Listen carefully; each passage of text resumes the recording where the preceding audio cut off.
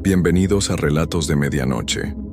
Están a punto de cruzar el umbral hacia lo desconocido, un lugar donde el terror cobra vida y puede seguirte hasta lo más profundo de tus sueños. Si este video es de tu agrado, te invito a apoyarme con un like y a suscribirte al canal. Es totalmente gratis y me ayudas a seguir mejorando para traerles más contenido escalofriante. Sin más que decir, comencemos. Tomás Ruiz era un hombre de campo, de esos que se levantan antes de que salga el sol y se acuestan cuando ya no hay luz. Tenía 62 años, manos gruesas y curtidas por el trabajo, y toda su vida la había pasado en San Miguel del Monte, un pueblo pequeño enclavado entre las montañas del norte, rodeado de pinos altísimos y una niebla espesa que casi nunca se iba del todo. Ese era su mundo, y lo conocía como la palma de su mano. Nadie en el pueblo hablaba demasiado. La gente allí era de pocas palabras pero mucho trabajo. Los vecinos se conocían desde siempre, se saludaban en el mercado los jueves, iban juntos a misa los domingos y se ayudaban cuando alguno lo necesitaba. Era un lugar tranquilo, o al menos lo había sido durante muchos años. Todo empezó un martes por la mañana. En los últimos días de febrero, Tomás salió al amanecer a revisar su corral, como hacía cada día desde que era joven. Llevaba su termo con café en la mano y una linterna vieja que parpadeaba si uno no le daba un golpe seco de vez en cuando. La niebla estaba más densa que de costumbre y el frío mordía fuerte.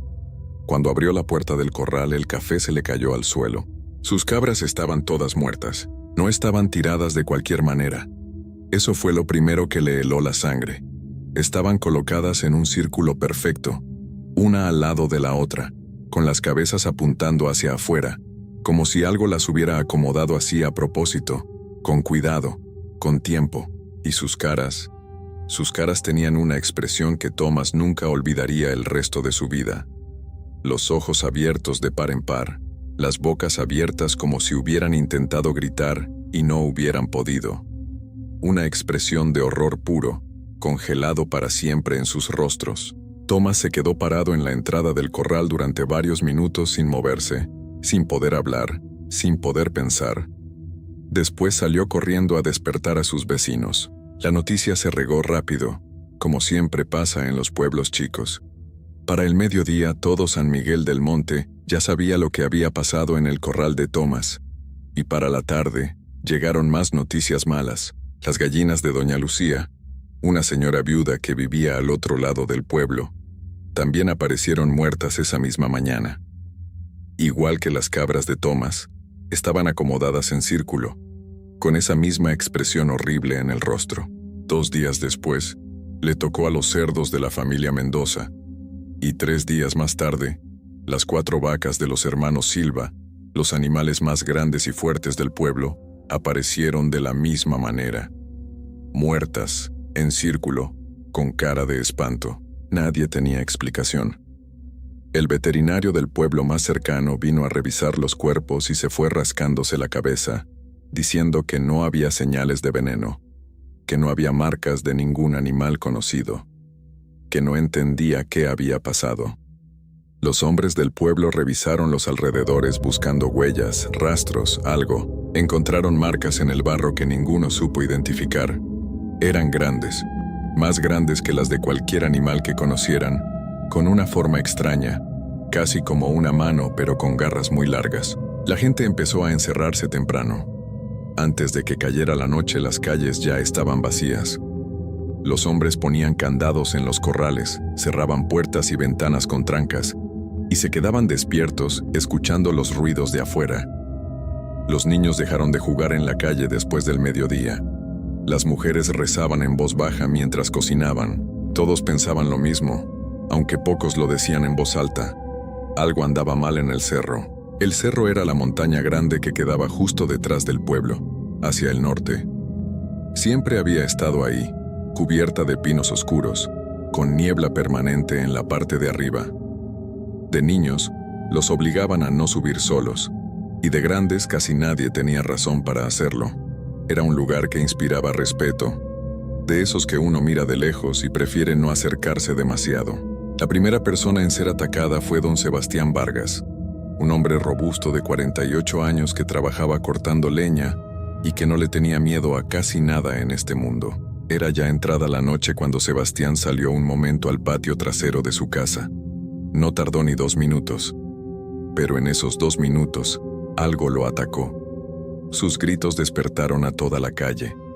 Cuando su esposa y sus hijos abrieron la puerta trasera, lo encontraron tirado en el suelo, temblando de una manera que ninguno había visto antes, con la ropa desgarrada en la espalda y unos surcos profundos marcados en la piel, como si algo con garras enormes lo hubiera arrastrado hacia sí mismo. Sebastián no pudo dormir durante semanas, no por el dolor, sino por el miedo.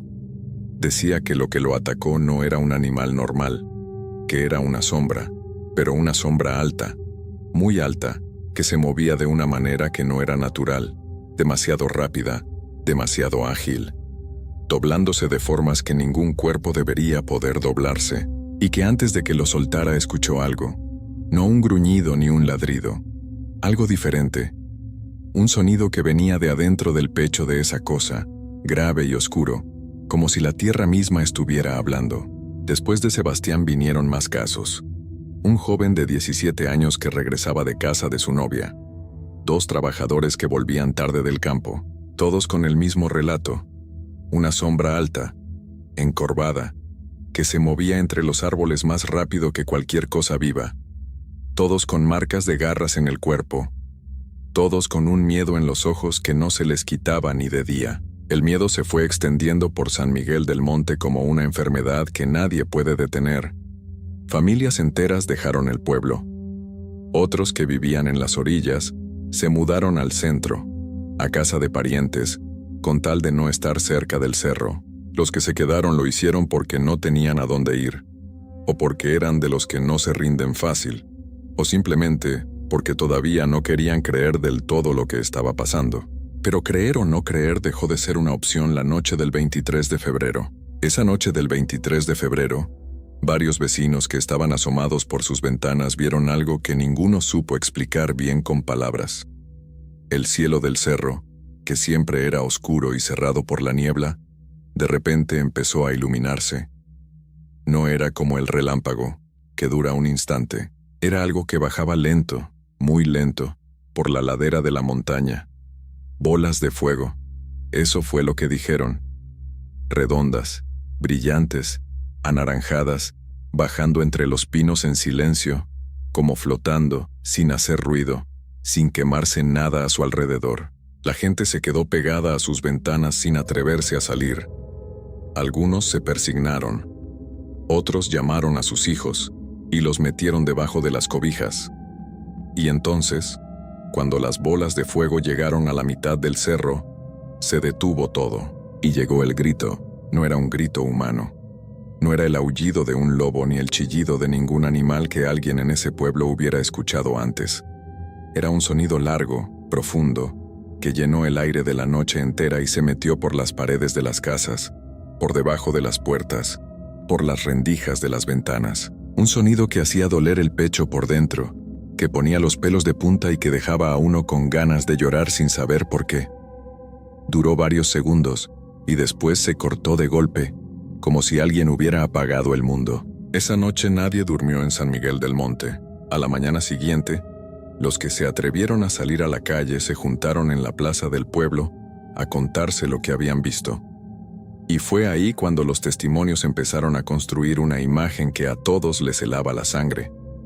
Una criatura alta, mucho más alta que cualquier hombre, encorvada hacia adelante como si cargara un peso enorme en la espalda, con cuernos retorcidos que salían de la cabeza hacia los lados y hacia arriba, con un hocico largo, como de perro, lleno de dientes que se veían incluso desde lejos, y los ojos.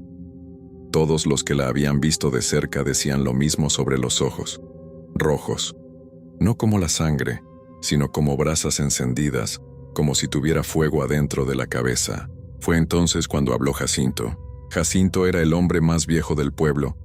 Tenía 81 años, caminaba con un bastón de madera que él mismo había tallado, y casi nunca se metía en conversaciones ajenas. Pero ese día, se paró en medio de la plaza, apoyó las 2 manos en el bastón, y habló en voz baja pero firme, de esa manera que tienen los viejos cuando saben que lo que van a decir es importante.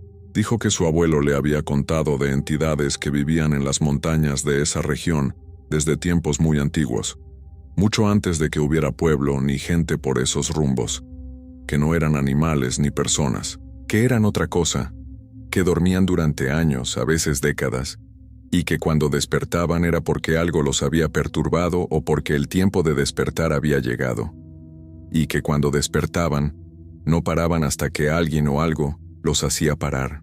Nadie se rió. Nadie dijo que eso eran cuentos de viejos, porque todos habían visto demasiado en los últimos días como para descartar cualquier cosa. La tragedia más grande llegó 4 días después. El pequeño Andrés tenía 8 años.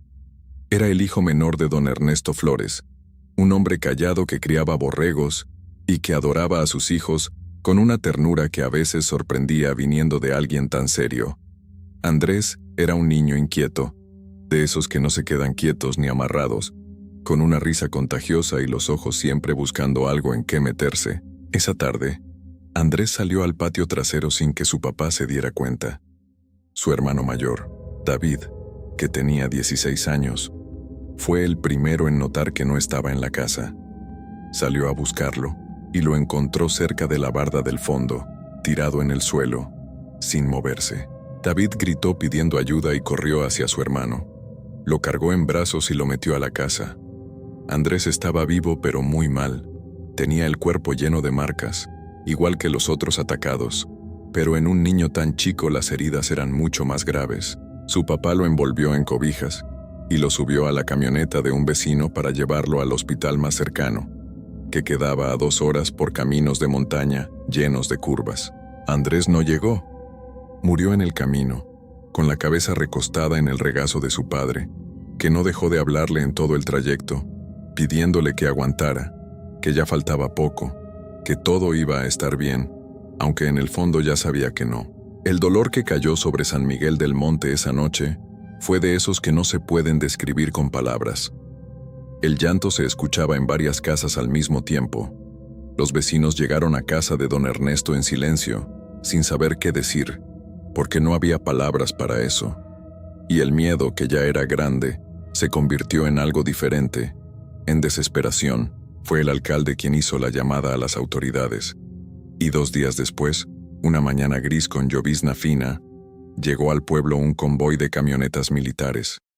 20 soldados en total, jóvenes en su mayoría, con uniformes y equipo completo, al mando de un hombre de mediana edad serio y directo que se presentó como el capitán Martínez. El capitán escuchó los relatos de los vecinos sin interrumpir. Hizo preguntas precisas, tomó notas, revisó las marcas que habían quedado en la barda del patio de don Ernesto. Después dio instrucciones a sus hombres y estableció patrullas nocturnas en los puntos más cercanos al cerro. Les dijo a los pobladores que se quedaran adentro de sus casas después de las 6 de la tarde, que ellos iban a encargarse de lo que fuera que estaba ahí afuera. La primera noche, las patrullas no vieron nada fuera de lo normal. La segunda noche tampoco. La gente empezó a respirar un poco más tranquila, pensando que quizás la presencia de los soldados había sido suficiente para espantar a la criatura. Pero la tercera noche, el capitán Martínez ordenó que un grupo de 8 soldados subiera al cerro a hacer un recorrido hasta la mitad de la ladera. Ninguno de los 8 regresó completo. A las 2 de la mañana, los que estaban de guardia en el pueblo escucharon disparos en el cerro. Muchos disparos, seguidos y rápidos, durante casi 1 minuto. Después, silencio. Y luego, ese grito otra vez. El mismo grito de la noche del 23. Solo que esta vez más cerca. Los soldados llegaron de regreso al pueblo poco antes del amanecer. Solo 13 de los 20 habían subido al cerro esa noche, y de esos 13, todos venían heridos. Algunos cargados por otros. 2 de ellos no podían hablar del susto. Los que pudieron explicar lo que pasó dijeron que la criatura los había atacado en la oscuridad entre los árboles, moviéndose tan rápido que era imposible apuntarle bien, que le dispararon muchas veces, de cerca, y que las balas no la detenían, que simplemente no le hacían nada, que la cosa seguía moviéndose, seguía atacando, como si los disparos fueran solo mosquitos. El capitán Martínez reunió a los vecinos en la plaza a la mañana siguiente. Les habló con honestidad, sin rodeos. Dijo que lo que había en ese cerro estaba fuera de lo que sus hombres podían manejar con sus métodos, que se iba a retirar para no poner en más riesgo a sus soldados. Que lo entendieran. Hubo murmullos, caras de enojo, una señora que empezó a llorar. Pero antes de subirse a su camioneta, el capitán hizo una llamada desde su teléfono. Habló en voz baja durante unos minutos, y cuando colgó, se acercó al alcalde y le dijo algo al oído que el alcalde repitió después a los vecinos más cercanos, y que fue pasando de boca en boca por todo el pueblo en cuestión de minutos. Dijo que venía alguien, que se llamaba Jacinto, que era el único que podía ayudarlos. Jacinto llegó al pueblo al día siguiente, entrada la tarde, cuando el sol ya empezaba a bajar detrás de las montañas y la niebla comenzaba a trepar desde el cerro como siempre lo hacía. Llegó solo, sin camioneta, sin equipo, sin nada. Solo él, caminando por el camino de terracería que entraba al pueblo desde el sur, con ropa sencilla, una mochila pequeña al hombro y las manos metidas en los bolsillos. Era un hombre de unos 40 años, quizás un poco más, de complexión mediana, piel morena y cabello negro con algunas canas en las sienes. No era alto ni imponente. No tenía el aspecto de alguien que viene a enfrentarse a algo que ni las balas pudieron detener. Y sin embargo, había algo en la manera en que caminaba, tranquilo y parejo, mirando hacia el cerro con una calma que no era indiferencia, sino algo diferente, algo más profundo, que hizo que los vecinos que lo vieron llegar se quedaran callados. El alcalde lo recibió en la plaza y lo llevó a la casa donde se habían reunido los vecinos principales del pueblo. Jacinto se sentó, aceptó un vaso de agua y escuchó. Escuchó todo sin interrumpir, sin tomar notas, sin hacer gestos de sorpresa. Solo escuchaba, con los ojos fijos en la persona que hablaba, asintiendo de vez en cuando. Cuando todos terminaron de hablar, él no dijo gran cosa. Preguntó la fecha exacta en que empezó todo. Preguntó dónde estaba enterrado el pequeño Andrés, y dijo que esa noche iba a observar la montaña desde afuera del pueblo. Nadie supo decir si durmió esa noche o no. A la mañana siguiente estaba sentado en una banca de la plaza, tomando café que le había llevado doña Lucía, mirando el cerro con esa misma calma de siempre. Esa mañana fue al panteón del pueblo. Estuvo un buen rato parado frente a la tumba del pequeño Andrés, con el sombrero en la mano y la cabeza baja. No habló con nadie mientras estuvo ahí. Cuando salió del panteón, tenía la mirada distinta, no triste exactamente, más seria, como alguien que acaba de tomar una decisión importante y ya no tiene dudas. Lo que Jacinto no sabía, o quizás sí sabía y no dijo nada, era que esa misma tarde David, el hermano mayor de Andrés, había tomado su propia decisión. David tenía 16 años y cargaba desde hacía días con una mezcla de dolor y rabia que no cabía en su cuerpo. Había sido él quien encontró a su hermano tirado en el patio. Él quien lo cargó en brazos. Él quien vio cómo su papá lo sujetaba en la camioneta mientras se iban por esos caminos llenos de curvas, rezando para que alcanzaran tiempo. Y no habían alcanzado. Ese peso no lo dejaba dormir, no lo dejaba comer, no lo dejaba quedarse quieto. Esa tarde, cuando el sol todavía daba un poco de luz, David tomó un machete del cobertizo de su casa, se lo amarró al cinto y empezó a subir el cerro. Nadie lo vio salir. Subió durante casi una hora, abriéndose paso entre los pinos y la maleza, con la respiración agitada y el corazón golpeando fuerte, no tanto por el esfuerzo sino por el miedo que sentía y que trataba de empujar hacia abajo con todas sus fuerzas. La luz entre los árboles era cada vez menor. La niebla se hacía más densa con cada paso que daba hacia arriba. Fue cuando llegó a un claro entre los árboles que lo sintió. Primero fue el silencio. Un silencio total y repentino, como si todos los pájaros y todos los insectos del cerro hubieran desaparecido al mismo tiempo. Después fue el olor. Un olor pesado, a tierra húmeda y a algo más que David no supo identificar pero que le revolvió el estómago. Y entonces lo vio. Estaba al otro lado del claro, parado entre dos pinos grandes, mirándolo. Era exactamente como lo habían descrito los demás. Alto, encorvado, con esos cuernos retorcidos y ese hocico largo lleno de dientes, y los ojos rojos, encendidos como brasas, fijos en él. David se quedó paralizado. El machete en su mano de repente le pareció ridículo, una ramita frente a algo así. Sus piernas no respondían. Sus pulmones apenas jalaban aire. La criatura dio un paso hacia adelante. Y entonces, desde la oscuridad entre los árboles a la derecha del claro salió algo más. Era enorme, negro como la noche, con el cuerpo bajo y poderoso de un felino grande, moviéndose sin hacer el menor ruido sobre las hojas y la tierra del cerro. Un jaguar, pero más grande que cualquier jaguar que David hubiera visto en fotografías o en la televisión, muchísimo más grande. Y sus ojos eran amarillos, brillantes y estaban completamente alertas. El animal se colocó entre David y la criatura, con el lomo erizado y un sonido sordo saliendo de su pecho. La criatura retrocedió un paso. Por primera vez desde que había empezado el terror en San Miguel del Monte, algo la hizo retroceder. Lo que siguió duró poco tiempo, pero fue algo que David nunca pudo describir del todo bien cuando se lo contaron a los demás, porque su mente no terminaba de procesar lo que sus ojos habían visto. El jaguar se lanzó sobre la criatura con una velocidad brutal, y los dos cuerpos chocaron en el centro del claro con una fuerza que hizo temblar el suelo. Se escucharon ruidos terribles, golpes, ese grito oscuro de la criatura mezclado con el rugido del jaguar. Las ramas de los pinos se sacudían. La niebla se arremolinaba alrededor de los dos cuerpos que peleaban. David no supo en qué momento cayó de rodillas. Solo supo que estaba ahí, en el suelo, sin poder moverse, viendo aquello. La batalla terminó de golpe. La criatura lanzó un grito diferente a todos los anteriores, más agudo, más desesperado, y el jaguar negro se separó de ella con algo en la boca.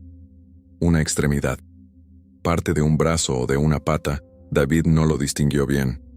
La criatura se dobló, se retorció, y desapareció entre los árboles moviéndose de manera irregular, alejándose cerro arriba, y en ese mismo momento, como si estuvieran conectadas con ella, las bolas de fuego que David había visto flotar en el cielo las noches anteriores parpadearon una vez y se apagaron. El cerro quedó oscuro y silencioso. El jaguar se quedó quieto en el claro durante un momento, con la respiración agitada. Después soltó lo que traía en la boca, miró a David directamente a los ojos durante varios segundos y se metió entre los árboles sin hacer ruido. David bajó del cerro solo, temblando de pies a cabeza, sin poder articular bien las palabras cuando llegó al pueblo, y los vecinos lo rodearon preguntando qué había pasado. Esa noche, nadie escuchó el grito de la criatura. Al amanecer, cuando la primera luz gris empezaba a asomarse sobre las montañas, Jacinto bajó del cerro. Venía a pie, caminando despacio por la ladera, y cuando entró al pueblo varios vecinos que habían pasado la noche sin dormir, lo vieron llegar desde sus ventanas. Venía sin ropa, cubierto de heridas y de sangre que no era toda suya, y en la mano derecha, colgando a su lado, llevaba algo, la cabeza de la criatura. Los vecinos que estaban afuera retrocedieron. Algunos se metieron corriendo a sus casas. Otros se quedaron paralizados mirando. Jacinto caminó directo a la casa de don Ernesto Flores, el padre del pequeño Andrés, que ya estaba parado en la puerta de su casa, como si supiera que algo estaba por pasar.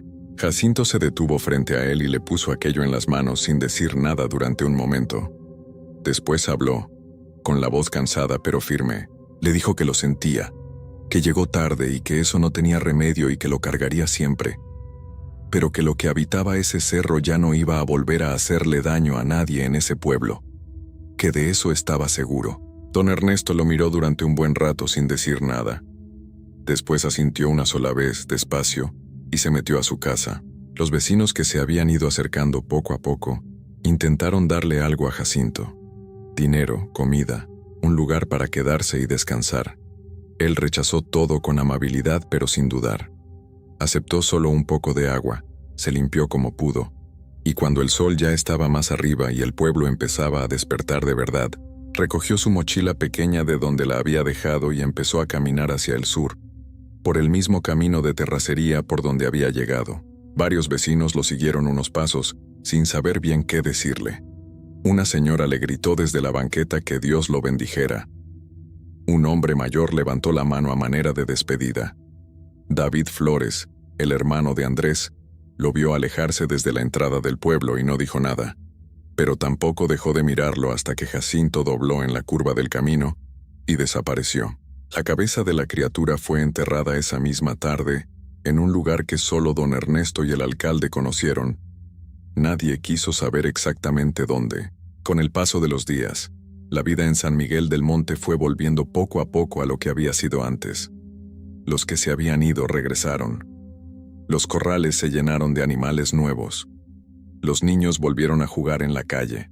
La gente volvió a salir de noche, aunque nunca del todo igual que antes, porque hay cosas que se ven y que uno no puede simplemente dejar de haber visto. El cerro seguía ahí, como siempre, cubierto de pinos, envuelto en niebla, callado, pero ya no inspiraba el mismo miedo de aquellas semanas. Era más bien un respeto diferente, el tipo de respeto que uno siente por un lugar que guarda secretos muy grandes. La historia de lo que pasó en San Miguel del Monte se fue convirtiendo con los años en algo entre recuerdo y leyenda. Los más viejos la cuentan con todos los detalles. Los más jóvenes la escucharon de niños y no siempre saben qué parte creer y qué parte no. Y los de afuera, los que nunca estuvieron ahí, simplemente no tienen manera de entender del todo lo que aquellos días significaron para esa gente. Pero hay algo en lo que todos en el pueblo coinciden, sin excepción, ya sean los que lo vivieron o los que solo lo oyeron contar. En las noches más oscuras del invierno, cuando la niebla baja del cerro y el viento mueve los pinos, si uno se queda callado y quieto y presta atención, puede escuchar algo que viene de las alturas de la montaña, un rugido, lejano, profundo, poderoso, y en San Miguel del Monte, ese sonido ya no asusta a nadie. Al contrario, cuando lo escuchan, los vecinos se miran entre ellos, asienten en silencio y duermen tranquilos. Saben que alguien cuida el cerro. Me llamo Ismael Treviño y soy de San Luis Potosí. Nunca fui de creer en historias raras ni en cosas del monte. Siempre he sido un hombre tranquilo, de trabajo, de esos que piensan que todo tiene una explicación. Pero lo que me pasó hace unos años todavía me cuesta contarlo sin que se me erice la piel. Todo empezó cuando acepté un trabajo como vigilante nocturno en un rancho metido en plena Huasteca potosina. Era un lugar bonito de día, con árboles altos, humedad en el aire y un silencio que parecía pesado. Pero en la noche el ambiente cambiaba. Se sentía más oscuro de lo normal, como si la luz de la luna no alcanzara a entrar bien entre los montes. El primer día que llegué, los del pueblo me miraban raro. Uno de ellos, un señor ya grande, me dijo que tuviera cuidado cuando cayera la noche. Me habló de ruidos en el monte, de sombras que no parecían animales y de cosas que, según él, no se podían explicar. También mencionó a los nahuales como si hablara de algo completamente normal. Yo solo me reí. Toda mi vida había escuchado cuentos así. Pensé que solo querían asustar al nuevo. Les dije que no se preocuparan, que yo iba a hacer mi trabajo, y ya. Los primeros meses fueron tranquilos. Tenía compañía, mis 5 perros. Siempre me han gustado los perros porque son fieles y sienten cuando algo no está bien. Ellos dormían cerca de mi cuarto y me acompañaban en los recorridos por el terreno. Con ellos me sentía seguro. El rancho estaba aislado. El camino más cercano quedaba a varios minutos en camioneta y después de cierta hora no pasaba nadie. Solo se escuchaban los insectos, el viento moviendo las hojas y de vez en cuando algún animal lejano. Pero un día, uno de mis perros desapareció. Pensé que se había metido al monte siguiendo algún rastro. Lo busqué al día siguiente pero no encontré nada. Ni huellas, ni pelo, ni señales de que hubiera peleado con otro animal. Nada. No le di tanta importancia. Creí que tal vez se había perdido. Una semana después desapareció otro, luego otro más. Ahí fue cuando algo empezó a inquietarme. No era normal que se fueran así, sin ruido, sin rastro. Los perros eran bravos, estaban acostumbrados al monte. No era fácil que algo se los llevara sin que yo escuchara. Las noches comenzaron a sentirse diferentes. Yo hacía mis rondines con la lámpara y sentía como si alguien me mirara desde los árboles. Varias veces me detuve pensando que había escuchado pasos detrás de mí, pero cuando alumbraba no había nada. Solo el monte, oscuro y callado. El aire también se sentía pesado, como si antes de llover pero sin nubes. A veces los perros que quedaban gruñían hacia la nada. Miraban fijo al monte, con las orejas levantadas, y luego se pegaban a mí. Cuando solo me quedó uno, Canelo, el más fiel de todos, la cosa se puso peor. Canelo nunca había sido miedoso.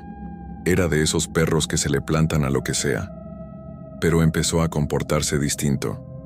Se mantenía pegado a mis piernas. Caminaba conmigo a todos lados y en la noche no dormía bien. Varias veces lo escuché gruñir bajito, como si algo lo pusiera nervioso. Yo salía con la lámpara pensando que había algún animal rondando, pero no veía nada. Una noche me despertó un ruido raro afuera del cuarto. No era un ladrido normal. Era como un quejido bajito, tembloroso. Me levanté y abrí la puerta.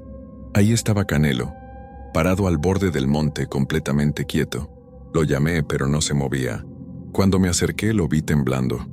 Su cuerpo estaba helado, como si hubiera estado bajo la lluvia, aunque la noche estaba seca.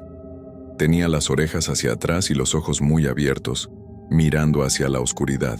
Sentí un escalofrío fuerte. Le hablé despacio y lo agarré del collar para llevarlo adentro. El perro no dejaba de mirar hacia el monte, como si algo estuviera ahí parado viéndonos. Cerré la puerta del cuarto y lo dejé pasar. Pensé que tal vez algún animal grande lo había asustado, pero esa noche no volví a dormir tranquilo. Al rato empecé a escuchar ruidos dentro del cuarto. Primero fueron como crujidos suaves, como cuando alguien pisa madera vieja. Luego sonaron más fuertes, como si algo se moviera despacio. Pensé que era Canelo acomodándose, pero después escuché algo que no era normal. Sonaba como cuando alguien truena los dedos, pero más grueso, como si fueran huesos acomodándose.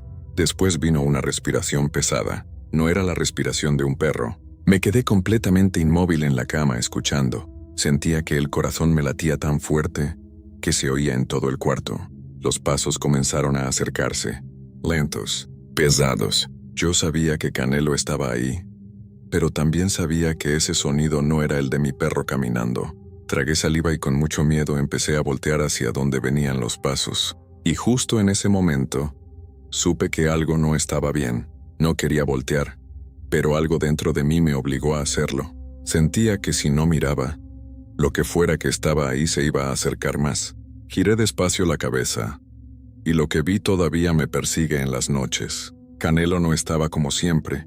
No estaba en cuatro patas. Estaba erguido, parado sobre dos patas, torcido, como si su cuerpo no estuviera hecho para sostenerse así. La luz débil que entraba por la ventana apenas alcanzaba a mostrar su silueta, pero era suficiente para ver que algo estaba mal. Su pelo se veía raro, como si se le estuviera cayendo en partes. Su lomo parecía encorvado y sus patas delanteras colgaban tensas, rígidas, como brazos mal acomodados. Me quedé sin aire. No podía moverme. Entonces levantó la cabeza y me miró. No eran los ojos de un perro. Tenían algo distinto. Algo que parecía entender, como si hubiera alguien pensando detrás de ellos. Una mirada fija, pesada, que me atravesó el pecho. Su boca estaba entreabierta, pero no era un jadeo normal. Se estiraba en una especie de gesto extraño, como una sonrisa mal hecha. Sus dientes se veían grandes, chuecos, y la forma de su cara no parecía la de mi perro. Quise llamarlo, pero no me salió la voz. La cosa dio un paso hacia mí. El sonido fue seco, pesado, como si sus huesos no encajaran bien. Y entonces hizo un ruido. No fue ladrido, no fue aullido, fue algo mezclado, como un quejido largo con un tono que sonaba casi humano pero torcido, rasposo. Sentí que el cuerpo se me enfrió por completo. Reaccioné de golpe. Me levanté de la cama y corrí hacia la puerta. La abrí de un jalón y salí al pasillo. Apenas logré cerrarla cuando escuché un golpe fuerte desde dentro del cuarto. Empujé un mueble contra la puerta con todas mis fuerzas. Del otro lado se escuchaban pasos torpes y respiraciones pesadas. Luego vino un rasguño largo, como si algo intentara abrir desde adentro. Yo no pensaba, solo actuaba. Corrí hacia la salida del rancho sin agarrar nada, ni chamarra ni lámpara. Solo quería salir de ahí. Mientras corría escuché un ruido de vidrio rompiéndose atrás de mí. No quise voltear. Sabía que había salido por la ventana. El aire de la noche me pegaba en la cara mientras corría hacia la camioneta. Mis manos temblaban tanto que apenas podía meter la llave. Cuando por fin abrí la puerta y me subí, sentí un golpe en la caja de la camioneta, después otro en el costado. Encendí el motor como pude, y entonces lo vi. Se asomó por la ventana del copiloto. Su cara quedó pegada al vidrio. La luz del tablero iluminó sus ojos. Y ahí supe que eso ya no era mi perro. Me miraba fijo. No parpadeaba. Su boca se abrió despacio, mostrando esos dientes chuecos, y otra vez hizo ese sonido raro, como si intentara imitar un aullido pero no le saliera bien. Yo pisé el acelerador sin pensarlo. La camioneta arrancó dando un jalón y salí del rancho levantando tierra. Por el espejo alcancé a ver su silueta quedarse en medio del camino, quieta mirándome irme. No paré hasta llegar al pueblo. Cuando me bajé, me temblaban las piernas tanto que casi no podía caminar. Esa misma madrugada hablé con el dueño del rancho y le dije que no regresaba. No le conté todo, solo le dije que algo raro pasaba ahí y que yo no pensaba volver ni de día. Me fui a la ciudad pocos días después. Pensé que con el tiempo se me iba a olvidar, pero no fue así. Durante meses no pude dormir bien. Cada vez que cerraba los ojos escuchaba ese sonido, esa respiración, ese crujido de huesos. Y lo peor no era eso. Lo peor era que cada vez que veía un perro en la calle, sentía un miedo raro. No todos, pero algunos me miraban fijo, demasiado fijo, como si estuvieran observando algo más que a un hombre pasando. Y a veces, cuando alguno se me queda viendo así, me acuerdo de esa noche en el rancho. Y no puedo evitar pensar en los otros perros que desaparecieron. Pasaron los años, pero nunca volví a ser el mismo. Me cambié a la ciudad pensando que el ruido, la gente y las luces me iban a ayudar a olvidar lo que pasó en ese rancho. Pero hay cosas que no se quedan en el lugar donde ocurrieron. Se te quedan adentro. Al principio me costaba hasta salir a la calle en la noche. El simple sonido de un perro ladrando me ponía nervioso. Si escuchaba pasos detrás de mí, el cuerpo se me tensaba solo. Dormía poco y cuando lograba dormir, soñaba con ese cuarto oscuro, con la respiración pesada acercándose a mi cama. Hubo noches en las que desperté sudando porque juraba haber escuchado un rasguño en la puerta de mi casa. Me levantaba a revisar y no había nada, pero el miedo no se iba. Se quedaba ahí, pegado al pecho, como si no quisiera soltarme. Con el tiempo aprendí a vivir con eso, pero nunca se fue del todo. Hasta hoy sigo sin poder tener perros. La gente no entiende por qué y tampoco me gusta explicarlo. Solo digo que no es lo mío y ya. Pero a veces me toca ver alguno que me observa de una forma que no me gusta. No es normal. Es una mirada fija, silenciosa, como si estuviera pensando, como si supiera algo. Una vez hace no tanto iba caminando por una calle tranquila al anochecer. Un perro estaba echado afuera de una casa. Cuando pasé, levantó la cabeza y me miró directo a los ojos. No ladró, no se movió. Solo me siguió con la mirada mientras caminaba. Sentí el mismo frío en el cuerpo que aquella noche en la Huasteca. Aceleré el paso sin voltear atrás. Desde entonces confirmé algo que me cuesta decir en voz alta, pero que siento que debo advertirle a quien escuche esto. Hay lugares donde el monte guarda cosas que uno no entiende, y a veces esas cosas no se ven como uno espera. A veces se esconden detrás de formas conocidas, de caras que uno cree reconocer, de animales que han estado a tu lado desde siempre. Todavía me pregunto qué pasó con mis otros perros, si de verdad se perdieron, o si algo los cambió allá en el monte, igual que a Canelo. Nunca volví a ese rancho. Nunca quise saber qué más ocurrió ahí, pero si algo aprendí de todo esto, es que cuando un animal empieza a comportarse de forma rara en un lugar aislado, cuando mira hacia la oscuridad como si viera algo que tú no puedes ver, lo mejor es irse. Irse sin esperar explicaciones, irse sin mirar atrás, porque hay cosas en este mundo que no se anuncian con ruido ni con señales claras. Solo esperan el momento exacto para mostrarse, y cuando lo hacen, ya es demasiado tarde para entender qué eran en realidad.